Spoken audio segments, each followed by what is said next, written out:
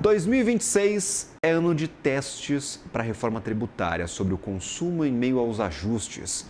As empresas estão relatando muita dificuldade para cumprir as novas exigências. Falta, por exemplo, clareza sobre documentos, fiscalização eletrônica, o retrabalho com as emissões e até cancelamentos, travamentos em fechamentos contábeis e até risco de penalidades a partir de maio. Para comentar como que as companhias estão se adaptando e os desafios que têm encontrado pelo meio do caminho, converso agora com Charles Putz, que é membro do Conselho de Administração do Instituto Brasileiro de Executivos de Finanças de São Paulo. Charles, que prazer tê-lo por aqui, meu caro. A reforma tributária já estava cantada há um tempo, mas o pessoal mesmo assim está sendo pego de surpresa por tudo que está tendo de fazer para adaptar os negócios a essa nova normalidade. Bem-vindo. Bom dia, Gabriel. Obrigado. Sim, a reforma tributária, eu não diria pego de surpresa, né? Mas sim, ela está exigindo bastante esforço, empenho, dificuldades de adaptação. É algo que acredito que o empresário brasileiro, os executivos de finanças, os CFOs em geral, estão habituados nesse país com grandes desafios de gestão, né? E apesar de que, evidentemente, não ignoram as questões macroeconômicas, taxa de juros, câmbio, etc., mas olham muito para dentro das suas empresas, questões internas de gestão, de adaptação, e, no momento, a reforma tributária, sem dúvida, é uma que está demandando bastante atenção de todos os CFOs e todas as empresas. Qual que é a principal dificuldade hoje encontrada pelos executivos de finanças por conta da reforma tributária? A gente teve a extinção de impostos, a criação de agora 2 impostos de valor agregado que passarão a valer a partir de 2027, em um período de bastante transição bastante gradual. Eu queria entender qual que é a maior dificuldade hoje encontrada por vocês. Bom, a maior parte das empresas grandes se preparou bem e não está tendo nenhuma dificuldade mais grave, mais séria, né? Mas algumas que eventualmente não se prepararam adequadamente estão enfrentando até desafios para conseguir faturar corretamente, né? O que acontece este ano como um ano de transição, não tem maiores penalidades, com maiores multas, mas tem desafios de você conseguir já implementar mudanças substanciais nos sistemas. Não são mudanças pequenas, corriqueiras, não é uma alíquota apenas que mudou um pouco, né? É toda uma nova estrutura tributária. Isso requereu muita preparação das empresas e mesmo as que se prepararam bem, tem agora que fazer ajustes finos e tem alguma pequena dificuldade, e as que não se prepararam eventualmente estão enfrentando problemas maiores. Quando a gente fala de anos de transição, isso ajuda, atrapalha? No final das contas, como é que vocês avaliam esse período em que a gente tem que trabalhar meio que com 2 sistemas tributários distintos, diferentes? Isso talvez é um pouco mais de segurança, né? Se você atravessasse a ponte, derrubasse a ponte, depois, para alguns que não conseguiram se adequar corretamente, seria muito mais grave, né? Mas, em geral, para a maioria que se adaptou direito, acaba significando mais trabalho, mais esforço, mais custo, né? Você trabalhar com 2 sistemas, 2 coisas ao mesmo tempo. Não é que você está rodando em paralelo um mês de teste, você está rodando um ano inteiro em paralelo. Isso traz dificuldades. Mas, assim, o brasileiro está acostumado com dificuldades enormes, né? Imagina quando nós vivemos lá atrás os planos econômicos, você acordava e no outro dia a moeda do país não existia mais, era outra moeda, e você tinha que converter todos os sistemas da noite para o dia. E algumas vezes não era uma conversão simples de tirar 3 zeros, às vezes era de dividir por um número fracionário que daria um resultado fracionário, dinheiro ficava bloqueado, dinheiro ficava disponível, etc. Então, o brasileiro é muito resiliente, a gente sempre conviveu com todas essas dificuldades. É uma pena, talvez, que a gente tenha que seguir convivendo com essas dificuldades, e o que tem talvez um pouco de novidade aqui é de que é uma mudança estrutural e que está sendo implementada a longo prazo, vai conviver mais um sistema por bastante tempo, e no médio e longo prazo vai ter impactos enormes conforme o setor que você está, se a carga tributária não só vai mudar os cálculos, mas vai subir para muitos, vai cair para outros, vai ter decisões enormes em termos de logística, de onde você mantinha os seus depósitos, onde você produzia. Então, são mudanças realmente estruturantes, mudanças grandes. E mudanças de estratégias, por exemplo, de longo prazo, de planos de investimento, com base nessa reforma tributária, no que vale mais a pena a partir de agora, isso já está mudando rumos de negócios no Brasil? Você tem essa percepção, Charles?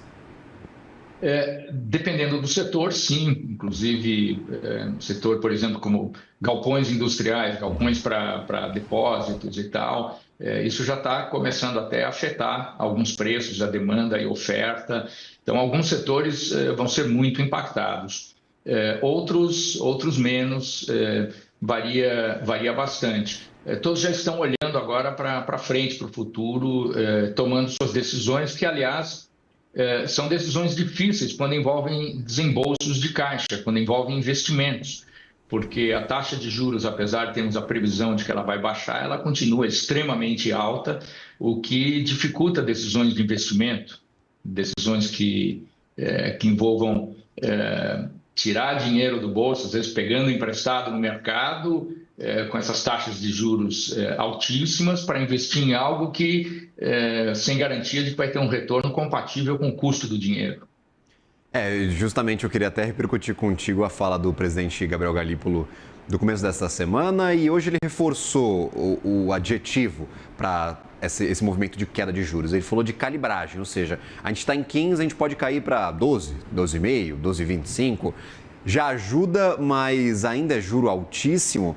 Como é que fica trabalhar num cenário em que a gente não sabe para onde vão essas taxas e a única perspectiva que a gente tem é que ele vai cair um pouquinho, mas ainda vai continuar em 2 dígitos aqui para o Brasil?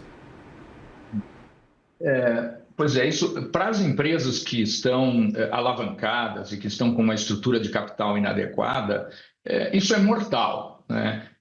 Nós estamos com recordes de níveis de recuperação judicial, e muitas empresas deixando de fazer novas captações que seriam talvez importantes para investimentos, em função do alto custo do dinheiro, que uma queda pequena é sempre bem-vinda, é positiva, mas ela não muda estruturalmente as grandes decisões. Uma empresa que está em dificuldades financeiras não é essa pequena queda que vai salvá-la. Uma empresa que está deixando de fazer um investimento que não dá retorno nominal superior a 10% ao ano, não dá retorno real superior a 5% ao ano, uma empresa que esteja deixando de fazer um investimento desses agora, se a taxa de juros cair pouca coisa, não vai, por causa disso, mudar a sua decisão de investimento. Então, não é algo... É algo positivo, bem-vindo. Eu acho que as empresas, em geral, clamam por uma taxa de juros mais baixa. Essa taxa de juros alta é muito prejudicial para as empresas.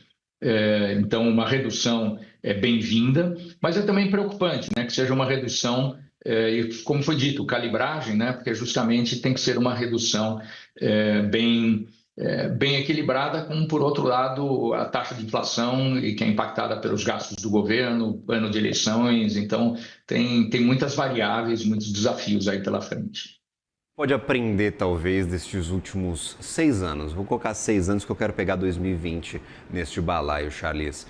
Eu converso com muitos executivos de finanças, me dizem o seguinte: Gabriel, a gente pegou muito crédito em 2021, 2020, a taxa de juros estava em 2%, vinha de uma queda estrutural, a gente, antes da pandemia, estava em 6,5%, ou seja, algo inimaginável para os patrões de hoje aqui, para a economia brasileira.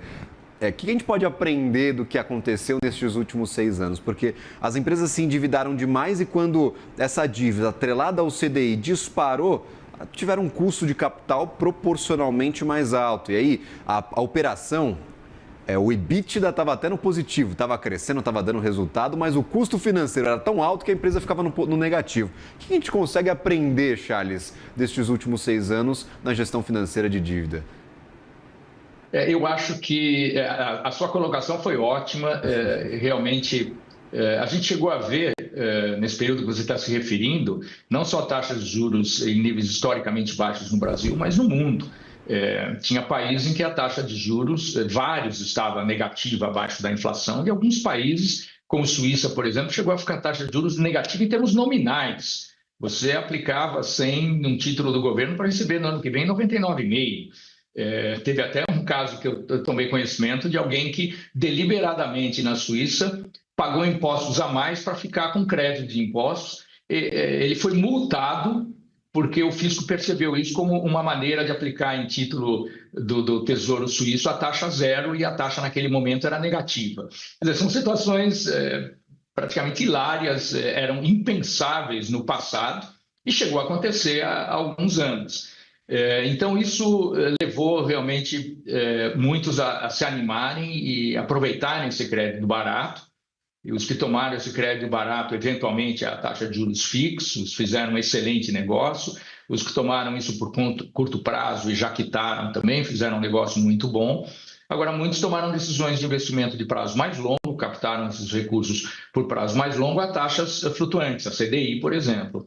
Essas empresas, se fizeram isso em uma magnitude menor, passaram um pequeno aperto e tal, mas tá tudo bem. É o caso talvez da maioria. As que fizeram isso em uma proporção maior estão enfrentando grandes dificuldades, daí o motivo porque a gente vê tantas recuperações judiciais. A mudança na taxa de juros foi de uma forma brutal, no mundo em geral e no Brasil em particular. Tudo aqui acontece com um beta maior do que 1, né? Então tudo acontece mais aqui do que em outros lugares.